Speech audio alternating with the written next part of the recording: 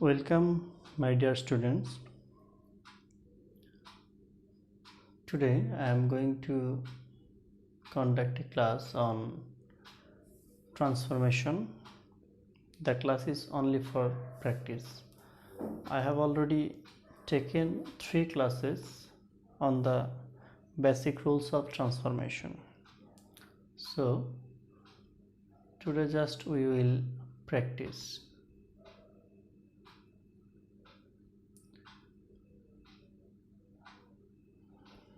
Let's start to practice. Here is an instruction, exclamatory sentence. Water is a very important element.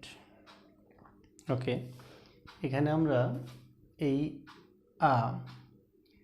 এই শব্দটিকে বা এই লেটারটিকে base করে আমরা এক্সক্লেমেটরি করব।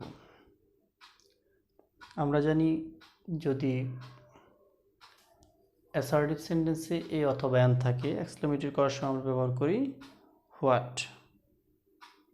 দেখো এখানে আসছে what an important element water is.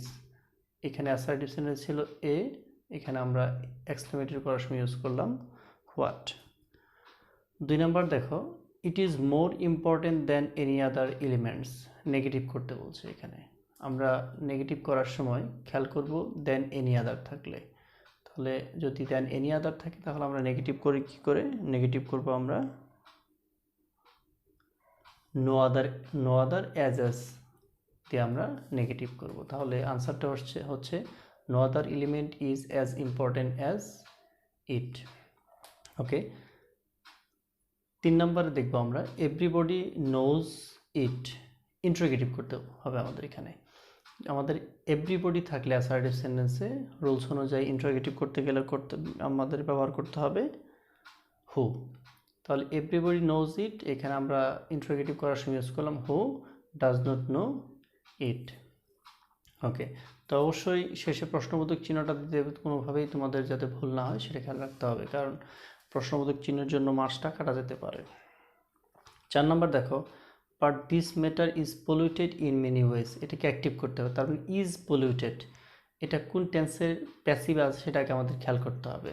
দেখো ইজ পলিউটেড, এটা হচ্ছে প্রেজেন্ট ইনডিফিনিট টেন্সের প্যাসিভে আছে। এখন আমাদের যখন অ্যাক্টিভ করব তখন আমাদের প্রেজেন্ট ইনডিফিনিট টেন্সের অ্যাক্টিভের গঠনটা কী হবে? সাবজেক্টের উপর ভার্বের প্রেজেন্ট ফর্ম বা বেস ফর্ম, তারপরে যদি থার্ড পারসন সিঙ্গুলার ভার্বের সাথে অ্যাজ বেয়ার যোগ করব।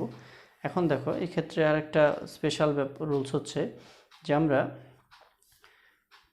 অ্যাক্টিভে যখন ছিল তখন কিন্তু বাই প্লাস অবজেক্ট ছিল না, প্যাসিভে যখন ছিল বাই প্লাস অবজেক্ট ছিল না। আমরা যখন অ্যাক্টিভ করব তখন আমরা বাই প্লাস অবজেক্টটা যখন না থাকবে অ্যাক্টিভ করার সময় এক্সট্রা কিছু সাবজেক্ট আমরা ধার করে নিয়ে আসবো।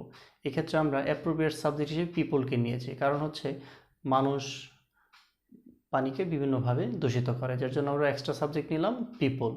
Is polluted present indefinite tense, এর জন্য আমরা প্যাসিভে ছিল, অ্যাক্টিভ করার সময় আমরা পলিউট ইউজ করলাম। পিপল প্লুরাল, যার জন্য পিপলের উপর আমরা পলিউট ইউজ করবো ভার্বের প্রেজেন্ট ফর্ম হিসেবে। This water in many ways. Okay, 5 নাম্বারটা হচ্ছে we throw waste in it. এটাকে আমাদের প্যাসিভ করতে হবে। প্যাসিভ করলে হবে waste is thrown in it. By us আমাদের দিলেও চলবে, না দিলেও হবে। ওকে, আমরা নেক্সট স্লাইডে যাব। We work hard to attain success in life. Imperative করতে হবে।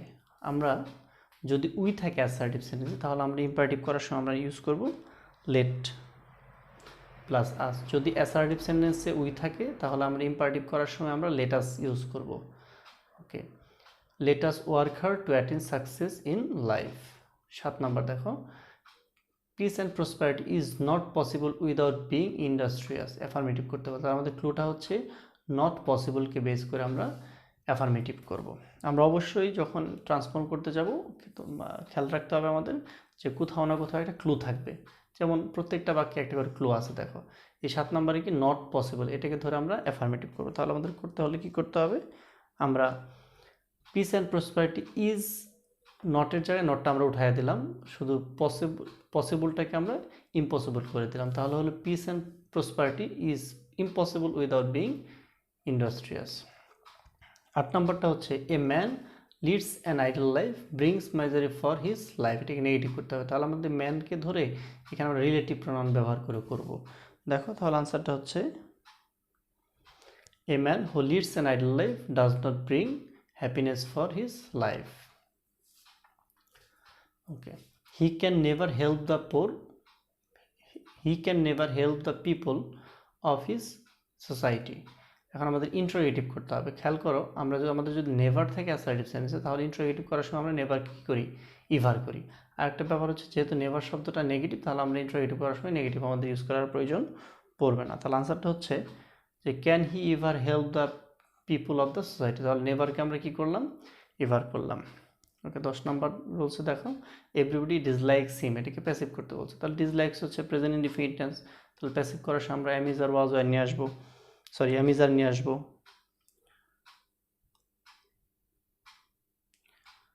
হি ইজ ডিসলাইকড বাই এভরিবডি, তাহলে লাইকসকে আমরা হিমকে সাবজেক্ট করে নিয়ে আসলাম হি, আর লাইকস ডিসলাইকসের প্রেজেন্ট ইনডিফিনিট টেন্স, তাহলে আমরা এটাকে অ্যাক্টিভ করার সময় আমরা প্যাসিভ করার সময় আমরা অ্যাম ইজ আর নিয়ে আসবো, যেহেতু হি এর জন্য is disliked by everybody.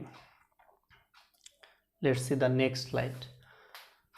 We call English an international language, এটাকে প্যাসিভ করতে হবে। ঠিক আছে, আমরা কলটা দেখো, খেয়াল করে দেখো সবাই প্রেজেন্ট ইনডিফিনিট টেন্স, তাহলে আমাদের কি করতে হবে, প্যাসিভ করার সময় am is are ব্যবহার করতে হবে। আমরা ইংলিশ ছিল অবজেক্ট, সাবজেক্ট করে আসলাম ইংলিশ, কল প্রেজেন্ট ইনডিফিনিট টেন্সের প্যাসিভ করার সময় অ্যাম ইজ আর নিতে হবে, ইংলিশের জন্য নিলাম ইজ। তাহলে English is called an international language by us, এটা প্রয়োজন নয়, আমাদের দিলেও চলবে না দিলেও চলবে, তবে না দেওয়াটাই ভালো এই ক্ষেত্রে। 12 নম্বর রুলসটা এটা দেখো, প্র্যাকটিসটা দেখো, it is spoken all over the world, এইটাকে আমাদের অ্যাক্টিভ করতে হবে। একটা জিনিস খেয়াল করে, এখানে বাই প্লাস অবজেক্ট নাই, অ্যাক্টিভে যখন আমাদের বাই প্লাস অবজেক্ট না থাকবে তখন আমরা উপযুক্ত সাবজেক্ট নিয়ে আসবো, সাবজেক্ট করবে অ্যাক্টিভ করার সময়। দেখো তাহলে কি আসছে এখানে, আমরা উপযুক্ত সাবজেক্ট হিসেবে পিপুল নিয়ে আসছি এক্সট্রা অ্যাক্টিভ করার জন্য। তো পিপুল ইজ স্পোকেন, এটাকে আমরা কি করলাম, স্পিক করলাম, কারণ প্রেজেন্ট ইনডিফিনিট টেন্সের সাবজেক্টের উপর ভার্বের প্রেজেন্ট ফর্ম বসে। People speak it all over the world.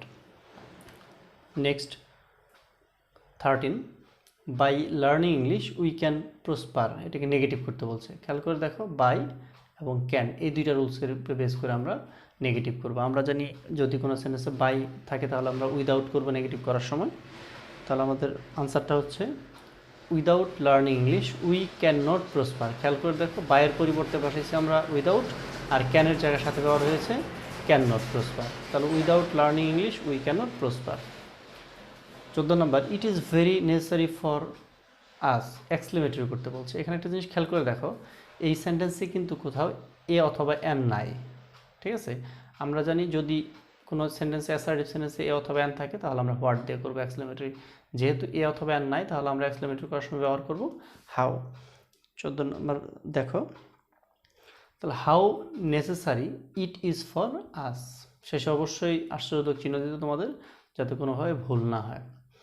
ওকে, 15 নম্বর, we can not but learn English, affirmative করতে বলছে। আমরা জানি ক্যান নট বাট থাকলে কি করতে হবে, অ্যাফার্মেটিভ করার সময় মাস্ট ব্যবহার করতে হয়, তাই না? তাহলে আমরা দেখো আমাদের রুল আনসারটা আসছে উই মাস্ট লার্ন ইংলিশ, শুধুমাত্র ক্যান নট বাটের পরিবর্তে আমরা মাস্ট ব্যবহার করলাম। ওকে, 16 নম্বর, a book is a very good friend, exclamatory. এই যে আমরা আগে রুলস পড়েছিলাম, যদি অ্যাসার্টিভ সেন্টেন্সে এ অথবা অ্যান থাকে তাহলে আমরা এক্সক্লেমেটরি করার সময় অবশ্যই হোয়াট ব্যবহার করব।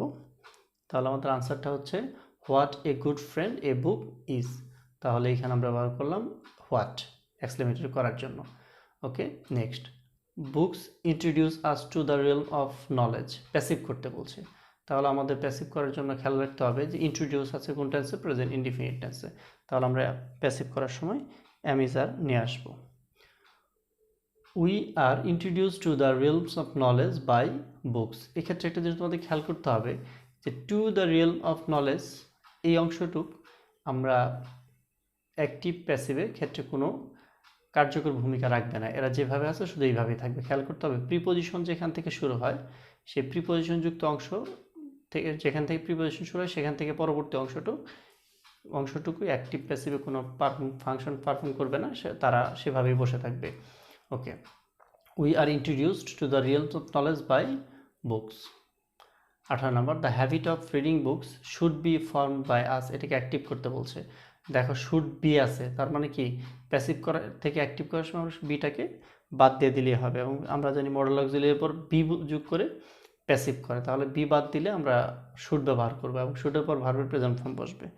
তাহলে দেখো আনসারটা কি হয়, we should form the habit of reading books.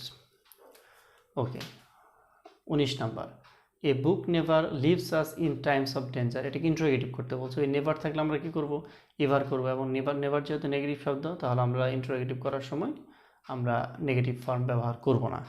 আনসারটা হবে, does a book ever leave us in times of danger. যেহেতু লিভস আছে প্রেজেন্ট ইনডিফিনিট টেন্সের জন্য আমরা প্রশ্ন করার জন্য ডাজ ব্যবহার করেছি।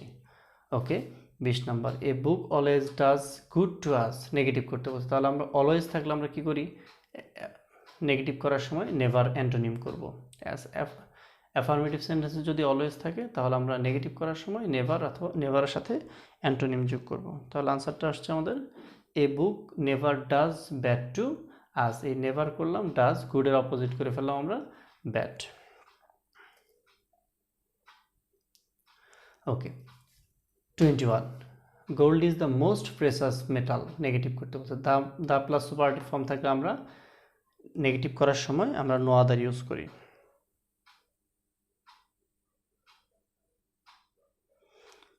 No other metal is as precious as gold.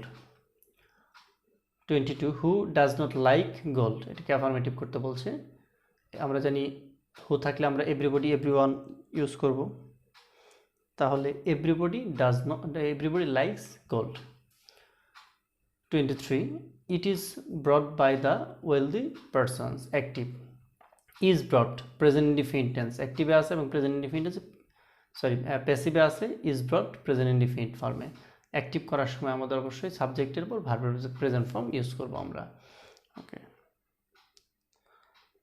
আনসারটা হচ্ছে the wealthy person buy it. 24, every women likes it. তাহলে এভরি পরিবর্তে দেয়ার ইজ নো ইউজ করি আমরা নেগেটিভ করার সময়, there is no women but likes it. আমরা যদি এভরি থাকে কোনো সেন্টেন্সে অ্যাফার্মেটিভে, তখন নেগেটিভ করার সময় there is no but use করে। তো এটাকে অবশ্য নো ওমেন ডিসলাইকসও করতে পারি আমরা, এটাকে অন্যভাবেও করা যায় যে নো ওমেন ডিসলাইকস ইট, এটাও করা যাবে। Okay, 25, the price of gold is increasing day by day. এটাকে আমরা ইন্টারোগেটিভ করব, তাহলে ইজকে ইজেন্ট করে দিলে হবে, isn't the price of gold increasing day by day.